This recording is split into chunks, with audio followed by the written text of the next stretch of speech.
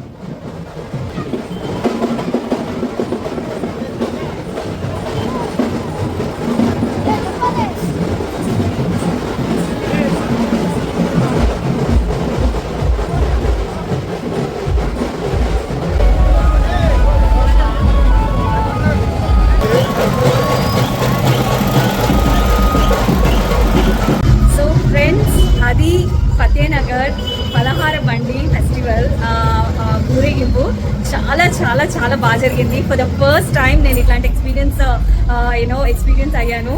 ఇలాంటిది నేను ఎప్పుడు చూడలేదు. చాలా చాలా బాగా జరిగింది.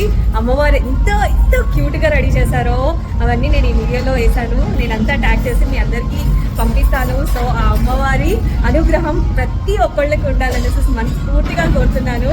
జై మాతాది.